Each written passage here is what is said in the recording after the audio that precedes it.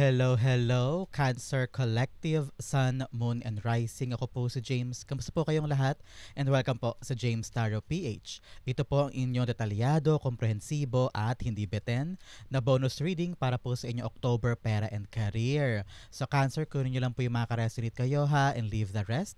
Yung po iba impormasyon para po sa ibang Cancer yun. Kaya relax ka lang, okay? Use your intuition para makuha nyo po yung akmang messages para sa inyo mula sa inyong spirit guides sa ating reading for today. Okay? So Cancer, thank you again for all of your donations.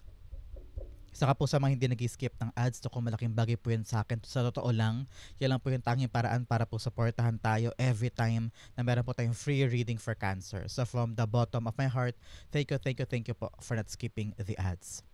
So, ano po naghihintay sa inyo mga Cancer para sa buong Oktubre, para sa pera and career? Inhale. And exhale. At the center of your reading, you have, wow, the King of Cups. Beautiful. In the area of what you want, you have the Three of Wands. Lovely. In the area of what you need, you have the Page of Cups. Beautiful. In the area of what's affecting your current energy, you have the Fool card. Lovely. Napakaganda nito. In the area of your near future, meron kang Five of Pentacles. In the area of your challenge for the month, meron kang King of Pentacles. Yes.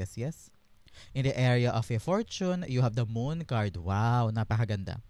In the area of your divine messages, you have the Justice card.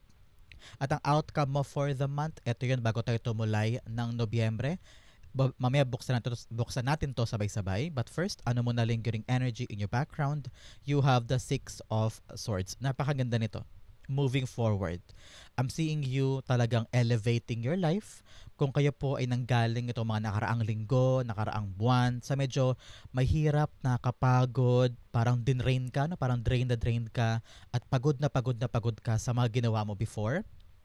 Parang ngayon, aalpas ka na dyan, kakawala ka na sa bigat, mag-let go ka na. And then patungo ka na sa medyo peaceful, quiet, maayos na buhay this time. Kitang-kita ko rin dito, Cancer, yung bang paglayo mo.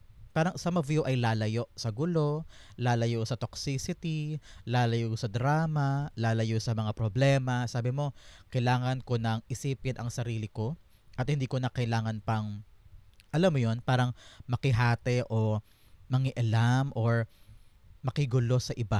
I need my peace back into my life para maabot ko yung pangarap ko. Especially po on October 18, Jupiter is moving in your sign, Cancer. So ano ibig sabihin yan? Wisdom. Okay? Wisdom, success, and stability ang inyong maaring makuha pagpasok ni planet Jupiter sa inyong sign on October 18 forward. Okay? So ngayon, talaga may pag-andar, may pag-abante, patungo sa katiwasayan, patungo sa kaayusan ng lahat-lahat.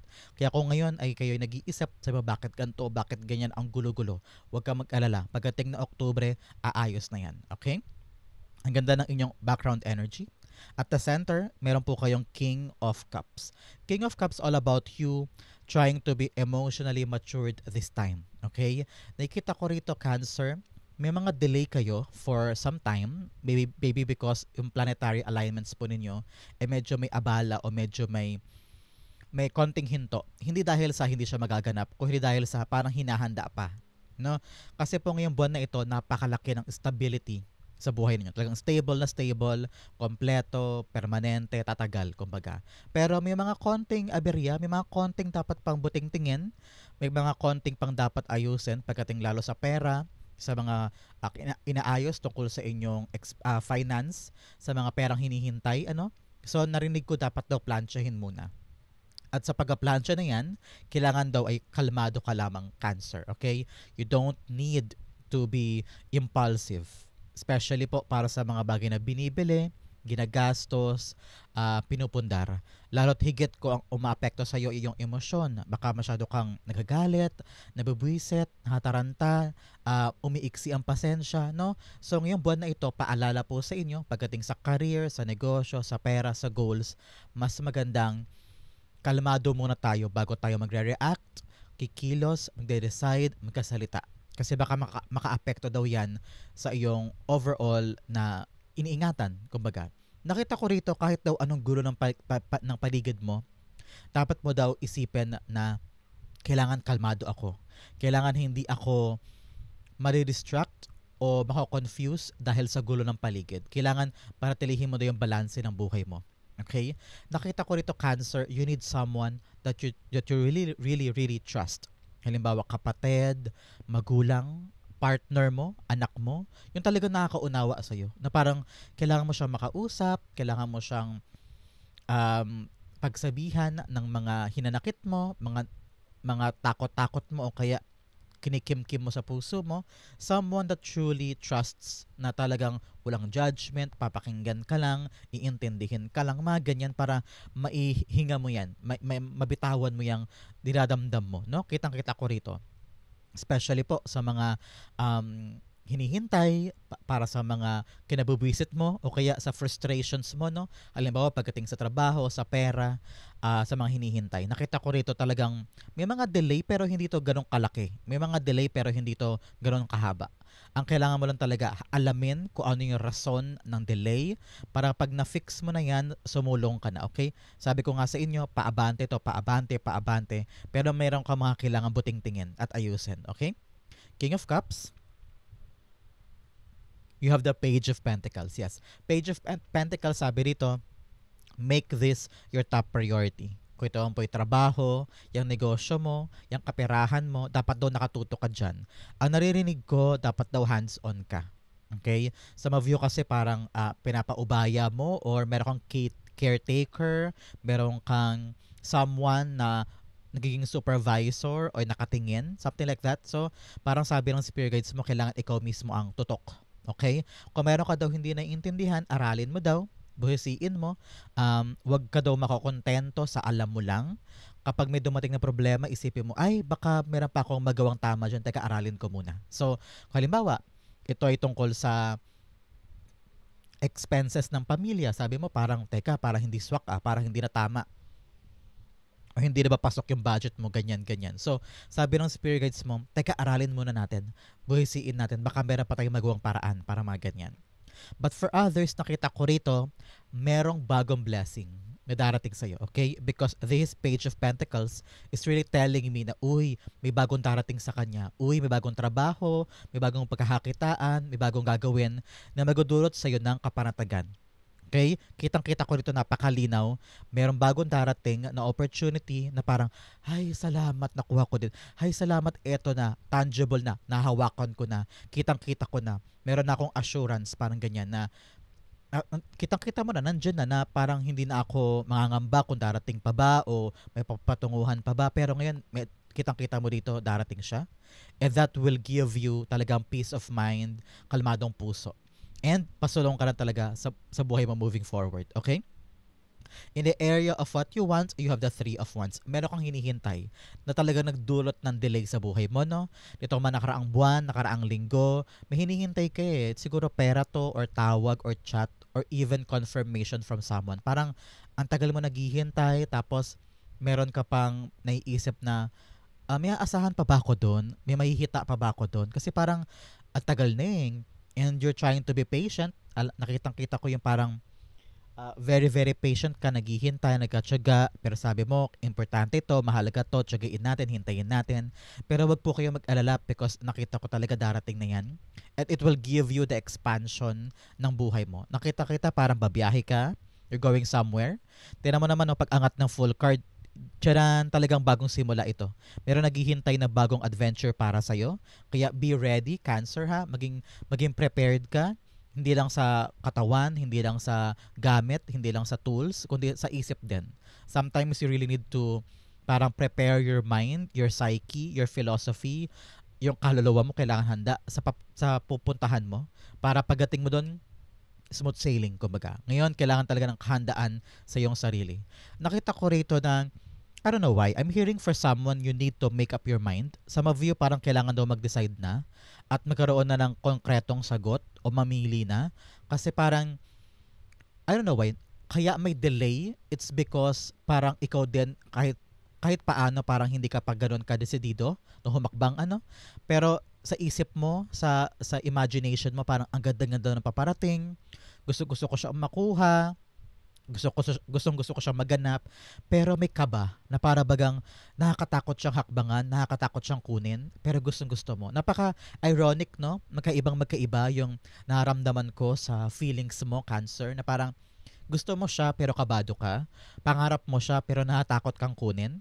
Kaya pag nandiyan na, pag malapit na parang kinakapos ka ng hininga, parang natatakot ka, ina-anxiety ka, na-stress ka. So, sabi rito, tanggapin mo doon ng buong buo. Especially here, oh, with the Page of Pentacles, niyakap niya ng buong buo yung blessing.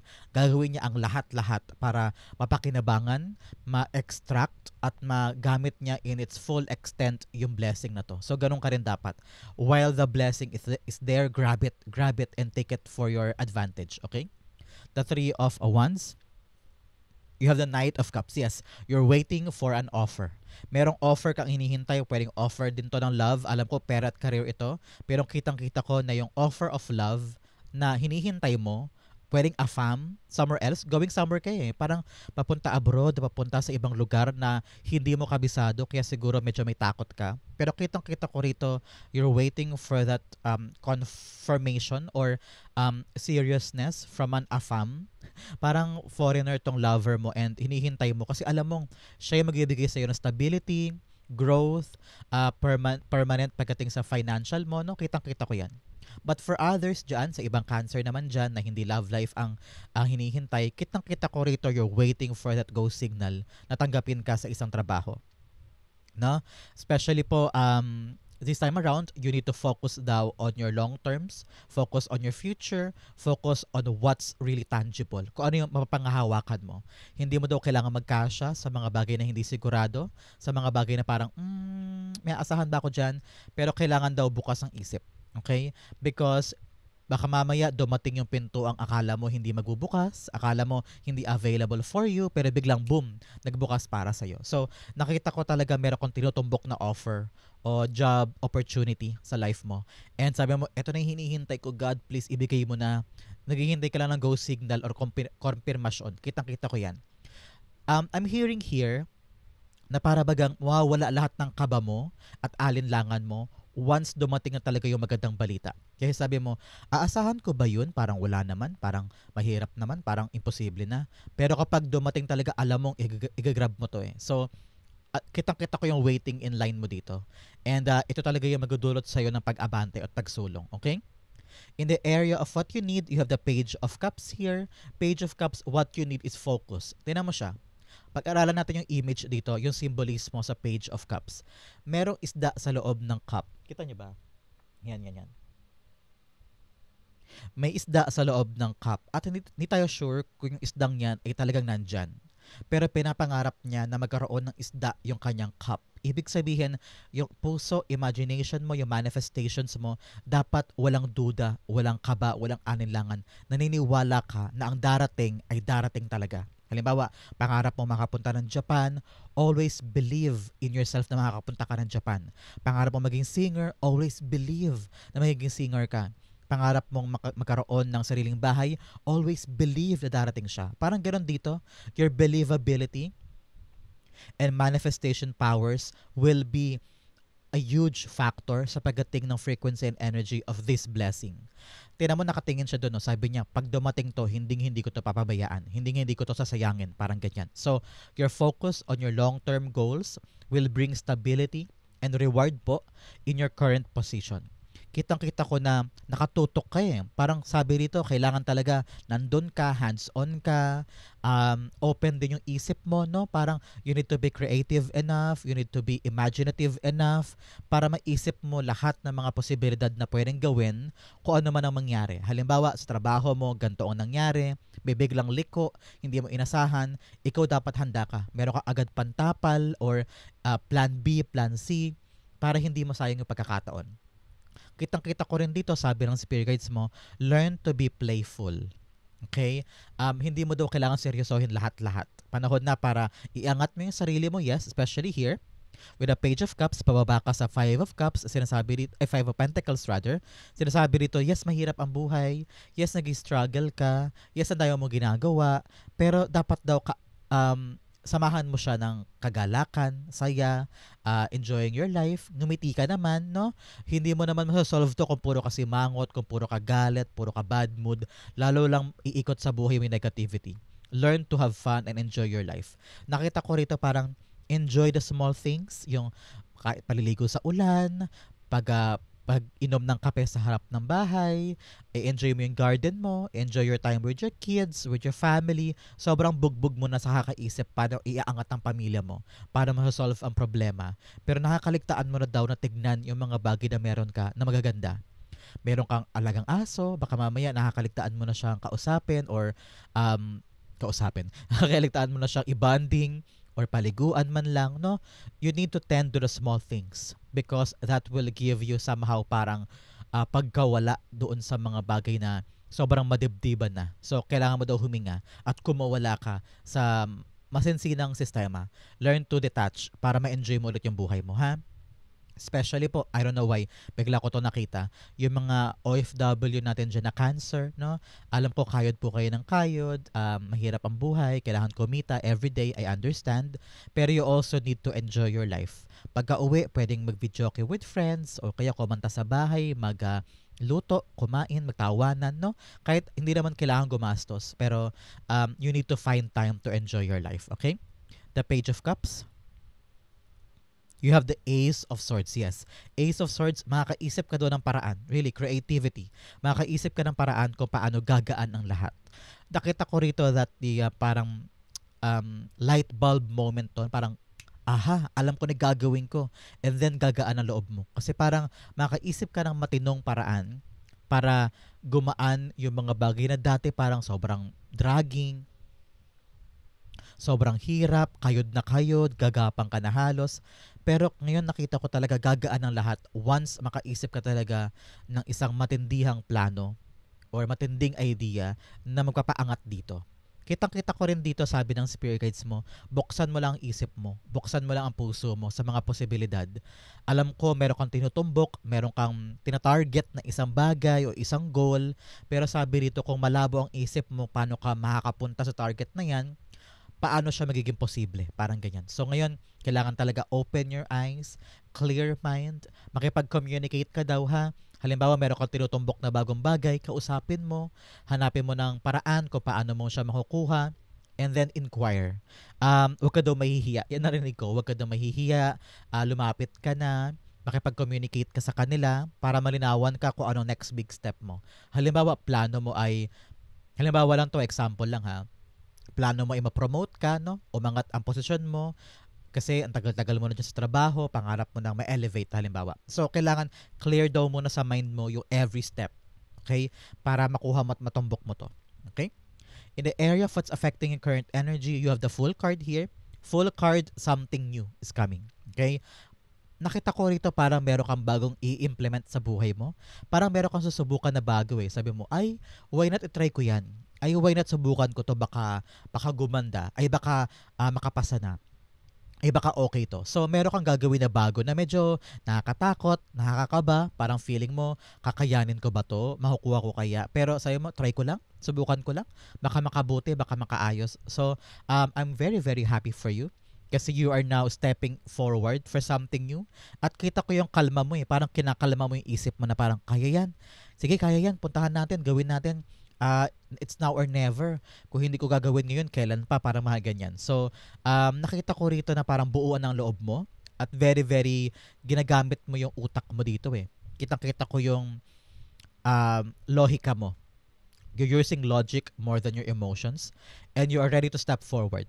Handang-handa ka na humakbang. Kung ano man po itong gagawin mo ha, especially po ngayong buwan na ito, after October 18, Jupiter will bring financial stability po para sa inyo.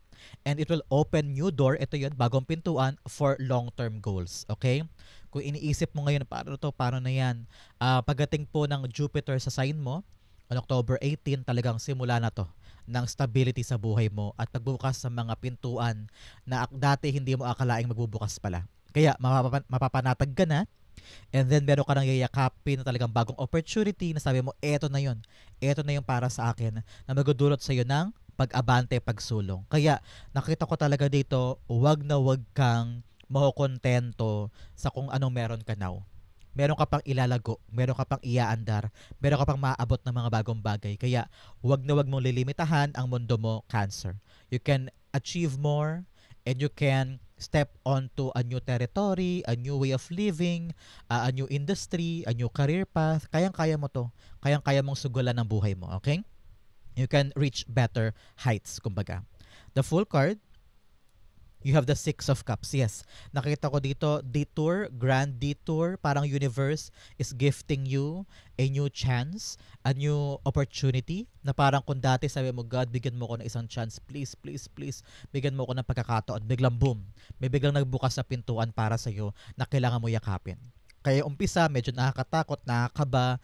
Pero nakita ko dito, pipilitin mo ang sarili mo. Isa mo, kalma lang, trust lang, tiwala lang, kaya natin to, mga ganyan. So, a grand detour. Talagang shift, huge shift sa buhay mo to na susubukan mo. Sabi mo, gusto ko nang kumawala sa dati kong buhay, gusto ko na mag-grow, gusto ko na mag-expand, especially here with the Three of Wands. Talagang expansion to eh. Lalago ka, lalaki, yayabong, hindi ka na kontento sa limitado mong mundo, no?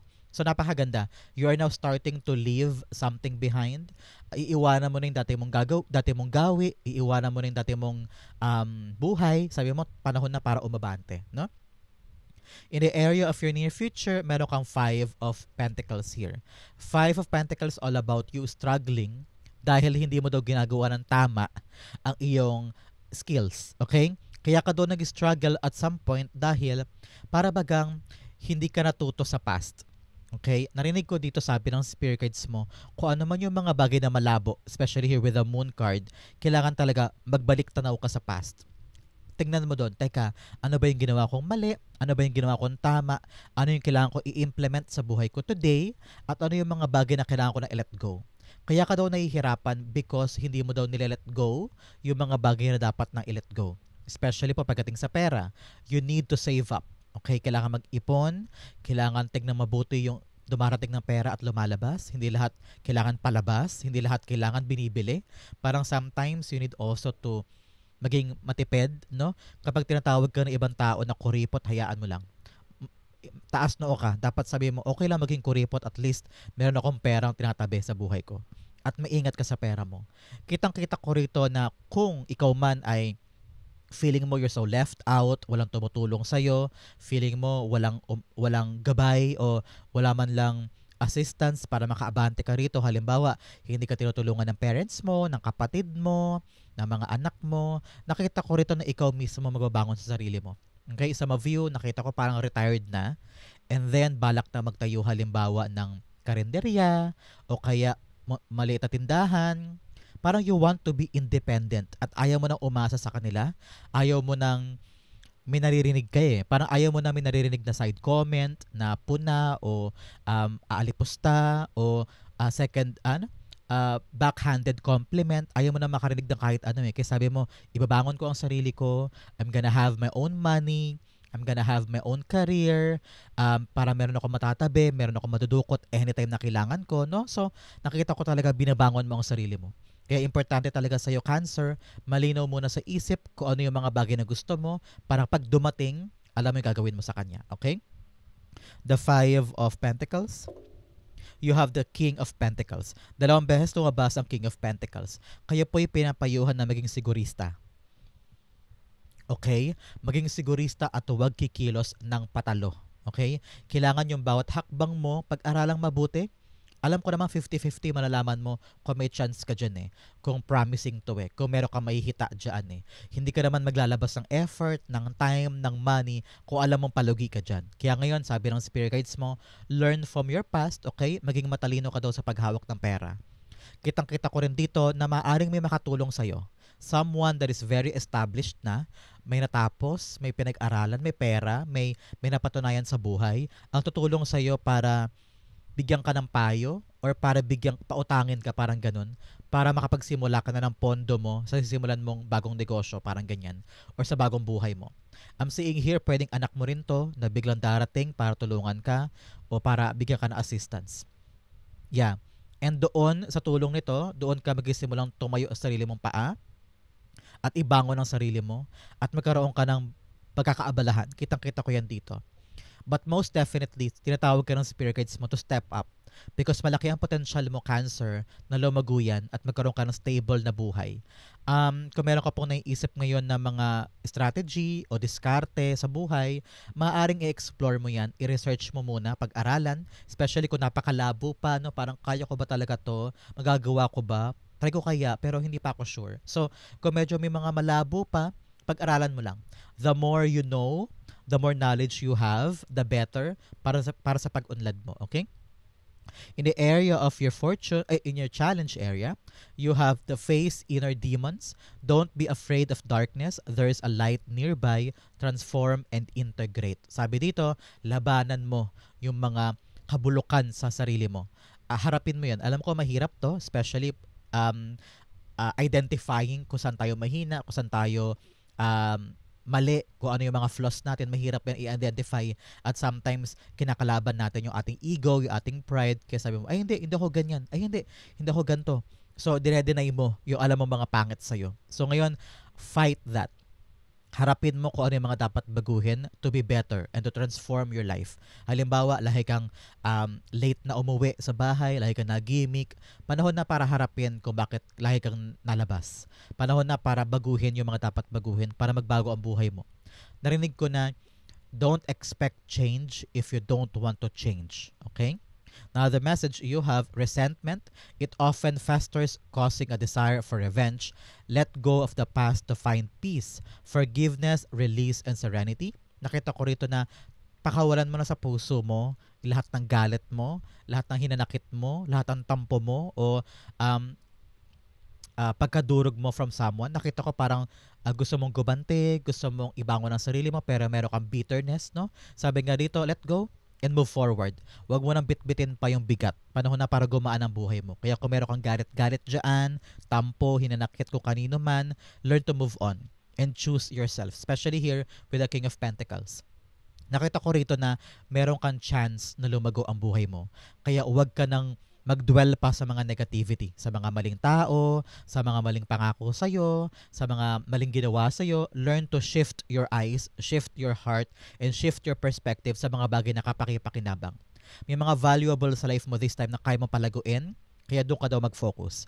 Narinig ko rin, sabi ng spirit guides mo, especially po on October 9, Venus is entering the sign of Virgo at maapektuhan ka nito. So ano ibig sabihin yan? Meron ka mga expenses when it comes to your comfort, luxury, or family needs. Nakita ko rin dito na baka mapagastos ka. Kaya ingat-ingat ka sa gastos mo, ha. Alam ko gusto mo halimbawang ipamper si lover, ipamper yung mga anak mo, ibigay lahat na mabibigay mo to support them, to give them comfort, to give them a good life. Pero panahon na to para tignang mabuti yung mga gastos. Sabi ko nga po kanina, good time to save up. Mag-ipon, especially for rainy days, especially for emergency fund, especially for the future. Mas maganda ng safe ka at kampante ka na meron kang perang nakatabi. Kaya ngayon, pinapayuhan ka ng spirit guides mo to revisit your expenses, ha? I-revisit mo rin yung mga bagay na ginagastosan mo buwan-buwan, yung mga budget mo. Baka meron dyan na kailangan na i-let go o kumakain ng malaking portion ng pera mo. Baka pwedeng mas mag-ipon ka kaysa sa gastos. So think when it comes to your money. King of Pentacles, you have the Devil card, yes. Kailangan na putulin yung kumokontrol pagdating sa mga pinagkakakitaan mo, pagdating din sa negosyo. You don't need daw to be controlling. You only need to be there and supervise, okay? Kitang-kita ko rito na get away, umiwas ka daw sa mga taong toxic, sa mga taong ginagamit ka, o sa mga friend groups mo na nandyan lang pag may pera ka, kapag nakakaluwag-luwag ka, pero pag ikaw naman may kailangan, wala sila. So, know the people na talagang para sa'yo at genuine and trust para sa'yo. Kitang-kita ko rin dito na umiwas ka daw sa mga temptasyon. Baka matempt ka na gawin yung ibang bagay. Halimbawa, meron kang inaalagaan ng negosyo, so biglang nagaya si kumare na puna tayo sa Tagaytay, biyahe tayo, bakasyon tayo. So, baka mapabayaan mo yung negosyo mo. So, umiwas ka sa mga temptasyon, sa mga distractions para makapag-focus ka sa pagpapalago ng ginagawa mo this time. Kitang-kita ko rito na you also need to remove yung mga maling financial habits mo.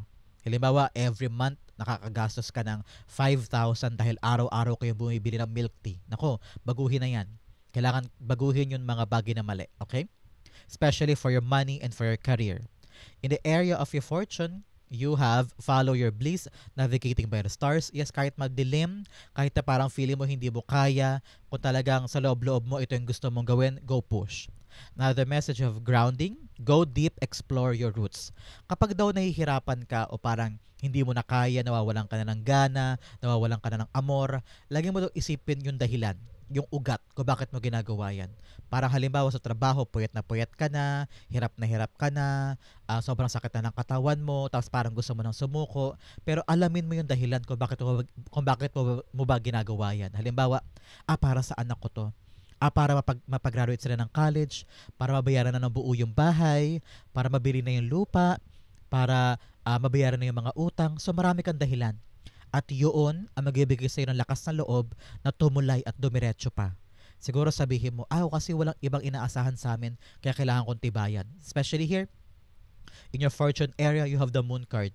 Alam ko, medyo malubak ang daan, nakakapagod. Some of you, nakakaranas ng delay, nakakaranas ng parang walang nangyayari, no?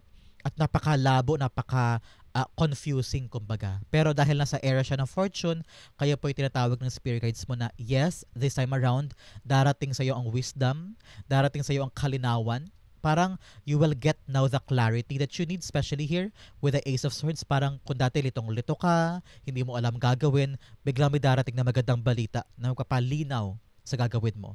May mga impormasyon kang malalaman this time na parang, now gets ko na. Kaya pala ngayon alam ko na gagawin ko kasi nalinawan ka na. So kung ngayon po sa buhay ninyo, nag-iisip ka bakit ganito, bakit ganyan, bakit hindi ko siya maiwanan, bakit iniwan ako na lover ko, biglang boom, may dumating na magandang balita, may offer halimbawa of a new job na doon magiging busy ka, makakalimutan mo yung lalaking nang iwan sa'yo o babaeng nang iwan sa'yo. And then, na-realize mo, kaya pala niya ako iniwan kasi mag-focus ako sa negosyo, mag-focus ako sa trabaho, lalago ang pera. So, yung mga umalis, yung mga iniwan ka, may tamang dahilan yun. At sinadya yun ni God for you to focus on what matters para sa'yo, on valuable things na magpapaangat sa'yo. Kitang-kita ko rito na kung madilim man ang daan, Cancer, liliwanag din yan at may kita mo na yung ilaw sa dulo ng tunnel at may kita mo na rin yung outcome nito. Okay? Kaya kung medyo malabo, relax ka lang, aandar yan, na hindi mo namamalayan, okay na pala ang lahat. Okay? The Moon card, you have the Queen of Swords. Yes, kalinawan talaga to. Tamang-tama. Queen of Swords all about clarity of the mind, clarity of the future, lakas ng loob, kitang-kita ko, titibay ka na, alam mo na yung mga bagay na ayaw mo, alam mo na yung mga bagay na gusto mo. At hindi ka na mapipilitan pang gawin yung isang bagay na hindi bukal sa puso mo. Kitang-kita ko rito, handa ka na mag-set ng boundaries against other people. Parang, ayoko niyan, hindi yan para sa akin, bitawan ko yan. Ngayon parang malakas rin loob mo na to say no. Kung ayaw mo. O kaya pag feeling mo, vina-violate ka na o sobra-sobra na, parang malakas na yung loob mo this time around na i-reject yung isang bagay, lalo higit pag nahihirapan ka na o pagod ka na. Kitang-kita ko yung pagiging authoritative mo dito na parang kayang-kaya mong panghawakan ng buhay mo at hindi ka na nahihiya o hindi ka na nag-aalala kung anong sasabihin ng iba. Ngayon, handa ka na rin putulin yung mga bagay na ilusyon sa buhay. Parang you're now ready to face the truth about something at haharapin mo yun moving forward. So, binabasag mo na this time yung mga bagay na maling akala, maling paniniwala, kasinungalingan, at ready ka rin tumalay sa totoo at talagang mapanghahawakan mo. Okay? In the area of your divine messages, you have faith in your dreams. Yes, manalig ka sa iyong mga dasal, manalig ka sa mga pangarap mo. And then, you're very close to achieving your goal. Wow, yes, napakaganda. Malapit ka na daw. And then, a fiery climax approaches. Yes, papunta ka na sa exciting part ng journey mo. Kaya daan-daanan mo lang yan. Subukan mo pa, huwag kang hihinto, huwag kang mag-quit. At patungo ka na sa katiwasayan ng life mo. Okay? In your divine messages, meron po kayong justice card. Sabi rito, be careful ha, gawin lang yung tama. Wag ka daw papalin lang. Halimbawa, may nag-offer sa'yo ng medyo too good to be true, ay naku, mag-isip-isip ka na. Kung meron mga ino-offer sa'yo o impormasyon binibigay sa'yo, ang katapat lang yan, research. Pag-aralang mabuti. Wag kang papaloko o papabilog sa mga matatamis sa salita, sa mga pangako. Always daw na alamin mo muna yung katotohanan bago ka tumulay. Lagi daw mag-iingat sa scam, okay? Mag-ingat ka sa mga manloloko. Kailangan daw dumepende ka sa batas Ako halimbawa, may nag-offer sa'yo ng ganito, edi alamin mo sa internet kung legit ba yan. Magtanong-tanong ka sa mga government agency kung meron ba silang permit, kung meron silang dokumento na legal, no? Bago ka mag-step forward at yakapin yan. Nakita ko rin dito, balansehin ang buhay ha, matutong matulog, okay na kailangan, learn to have time for yourself and enjoy your life. Okay? Basta talaga ang pinaka-tinatawag dito ng spirit guides mo, kumapit sa katotohanan. Huwag papaloko, okay? Justice card, you have the Nine of Swords. Yes.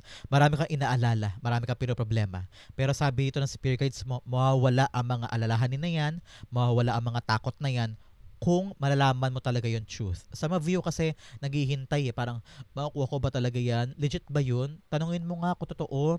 So para mawala yung mga kabakaba na yan at duda na yan, find it. Search for it. Narinig ko sabi ng spirit guides mo, wag na wag kang makukontento sa sinasabi lang sa'yo. Dapat ikaw daw mismo ang kikilos to find that out. Marami ka na rin daw injustices. Parang feeling mo sobrang unfair, parang pinabayaan ka, nilet go ka, tinanggal ka, na parang sabi mo napaka-unfair nun, parang na yung buhay ko this time. Huwag ka mag-alala, lahat ng iniyak mo, lahat ng mga problemang yan papalitan ng tadhana mo. Bumabawi na daw si tadhana sa'yo at lahat ng pinagkait ay mawawala na, no? Lahat ng pinagkait ay babalik at lahat ng mga bagay na deserve mo makuha ay makukuha mo this time. Narinig ko kasi talaga, listen to the divine timing. Okay? Hindi mo kailangan masyadong dibdibin lahat ng bagay. Okay? Ang outcome mo yan, but first, bigyan mo na kita ng fortune cards. Unang-una, you have January. Meron po kayong milestone pagdating ng January. And then, angel, spiritual guidance, protection from harm. Wow! Protektado daw kayo this time. Congrats po. Another message, you have mountain, major challenge to overcome. Yes, meron daw po kayo lalagpasan na matinding pagsubok, kayang-kaya mo yan. And then acts, forces working against you. Meron daw mga taong kayang-kaya mo lagpasan. So, huwag ka mamroblema, kayang-kaya mo yan. Ang outcome mo for October, pera and career, you have, wow, the Knight of Cups. Talagang offer to. May darating pong offer sa inyo, kaya huwag ka na mangamba, everything will be fine. Okay? And then, you have the High Priestess. Wow. Sabi rito, pagkatiwalaan mo daw ang sarili mo, na darating din yan. Hindi mo kailangan matakot, hindi mo kailangan mangamba, it will be yours. Ngayon, yan, tumilapon ko rin natin. You have dagger, fear, worries, and tense situation. Yes, masyado ka natatakot, masyado ka naangamba sa isang bagay na hindi ka naman sure kung magaganap. Kaya ngayon, relax, relax, relax. It will come for you. Magtiwala ka lang sa skills mo, sa kakayanan mo, at huwag ka na mag-give in sa pressure. Kayang-kaya mo yan. Relax ka lang. Everything will be fine. You're gonna be better. Okay? So, Cancer, yan po ang inyong October pera and career. Sa po kayo nakaresonate, comment down below. Thank you again for watching hanggang dulo. I love you. This has been James for James Sario PH. God bless everybody.